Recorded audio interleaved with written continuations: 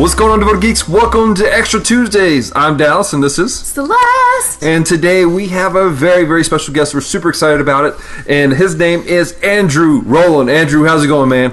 Hey everybody. Hi.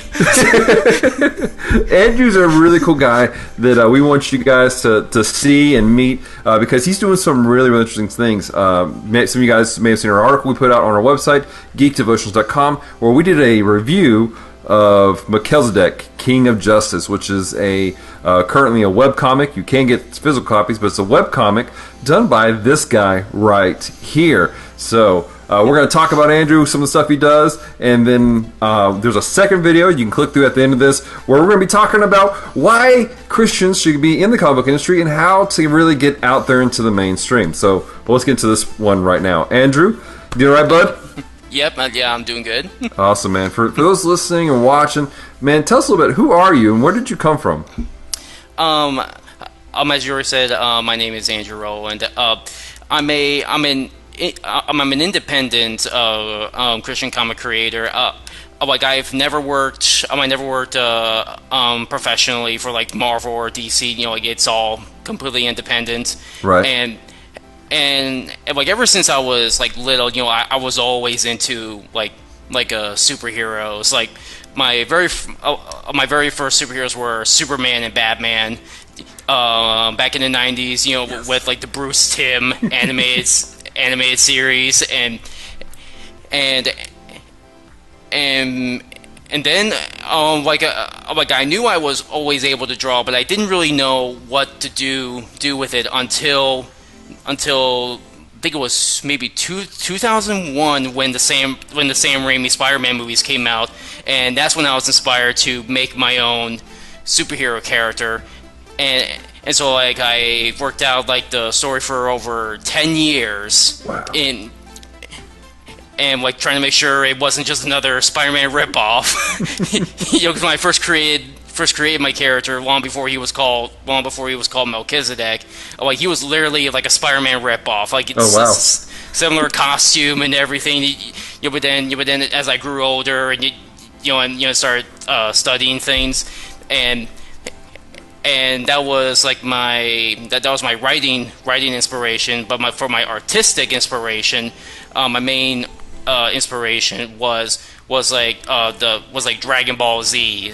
Like that was like my main art inspiration, and like all throughout high school, like that's the whole style I drew. Like I just imitated that style, and as I started college, I just discovered other art styles like the Avatar, the Last Airbender art style, you know, and started mixing styles to what the art style is today. That's awesome, man. That's really cool. So, just a real quick question then, I guess. Melchizedek, he's a really interesting character. You say you kind of had some birthing issues with him, obviously, because you were kind of a Spider-Man ripoff, kind of a Japanese Spider-Man ripoff. But, man, tell us about Melchizedek. What is this project called Melchizedek, and how did you get the inspiration to do it? Like as I said, it was like a long evolutionary process. But when Melchizedek was fully birthed, my original character had like a completely different name. So like, you know what, I want to change it to a more biblical name. So I literally went online and I just looked up biblical baby names, and when I got to the M's, I might find Melchizedek, and the meaning was King of Justice. I was like, this is mine now. Yeah. And there's some evidence we didn't call it Melchizedek. Yeah, like, and I knew that like the name was going to be tough for for the normies to like spell out. That's why I put in the subtitle "King of Justice" so that it's easier for people, for people to read. Because I know people were gonna say Melchizedek, because of the CH. But I really wanted to keep that name, and as for his design, it was a combination of like Superman and Goku from Dragon Ball Z. the baggy pants was obviously Dragon Ball Z. The tight top and his hair design is obviously Goku. Right. And like the color scheme and how his costume is designed was based on the Christian flag. But I decided to like change the cross design rather than just be like just a plain squared out cross. I decided to like just come up with a completely different cross. to where the design of the cross was also like a resemblance to like the Star of David. Well, no, not the Star of David. Like the Star of Bethlehem. Okay, yeah. That you always see like in paintings. Yeah. Like the way that they're always definitely I see that designed, and so it's like more and more evolutionary process in like the writing. I have some friends who help out and. Who help out in the writing process and will tell me like, this doesn't make sense. This doesn't make sense. It should be this. It should be that. So and I draw a lot of inspiration from the shows I really like. On how to write a good story. Yeah.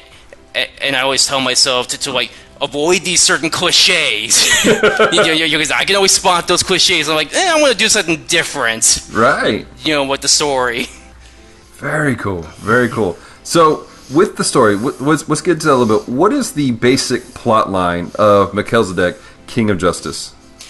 The basic plot line is heavily inspired by the Avatar series, where they have like this one like this one entity that is sort of to be like the physical guardian to like bring balance to the world, and I knew I couldn't like just make Mel like another Messiah figure. Mm-hmm.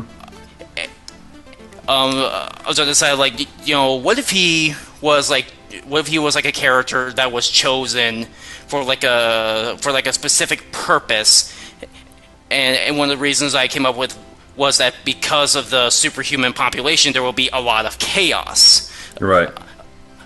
So, like, the Melchizedek will be the person that will stop like really big bad guys that will be like too powerful for other people to handle. There. Yeah. That's awesome.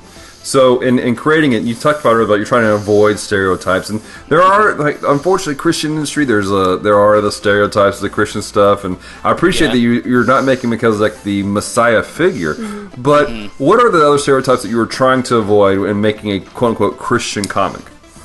One of the things that I wanted to do with Mel was that I wanted to be a very relatable character. Maybe not be like he's probably not like Spider-Man relatable, but he's a more entertaining character where he's because I read a lot of like Christian superhero comics with people that I network with, and the one problem that they always have is that the main hero, all their main heroes have the exact same personality. They're just a good guy. They're just a good guy looking to fight the bad guy. Where they're a little bit too Christ-like. Okay. So I wanted Mel to be sort of like King David or like Samson, where they're heroic, right. but they have a lot of issues. Right. Kind of make them more human. Yeah. Because when you're in Sunday school, you hear about King David, you hear about David, defeating Goliath, and then that's pretty much it. But as you get older, you see the rest of his story and just how messed up he was. Right. He fell in love with a woman that he wanted as his wife, but she was already married. So he had an authority as a king to send the husband out to war so he could die, and then take her as his wife. Right. not very heroic. Right. It's like, and this is the same guy, who killed Goliath. I thought he was supposed to be the good guy. Right. That's awesome. It's funny you just say that because Celeste just did an episode based off that story a couple weeks ago by the time this episode airs. The T-Rex in the boat. That's awesome. That's awesome. All right. Well, cool, man. Real quick for so we did an article on it, and it's a really good article. I want to encourage you guys to check it out. GeekDevotions.com. The article, it's a review on his book. It's a great book, and there are links in it. There will also be links in the description down below. But real quick, Andrew, where can people find your content? They can find stuff on the Melchizedek comic at www.xp-comics.com. It's the official site where you can find the Facebook link, and you could even find a link to get the physical copies and the digital copies of the comic. And I said there's also a Melchizedek Facebook, facebook.com/King of Justice comic. Word. Very cool. Guys, we're going to have those links in the description down below. Make sure you click on to the next video that's in the, hit the eye that's in the corner here, and to go and check out his other video that we're doing with him, where we're talking about why Christians should be in the comic book industry, and also how to get out into the mainstream industry. So, guys, until next time, or at least until you check out the next video, stay devoted. Peace and love. Peace.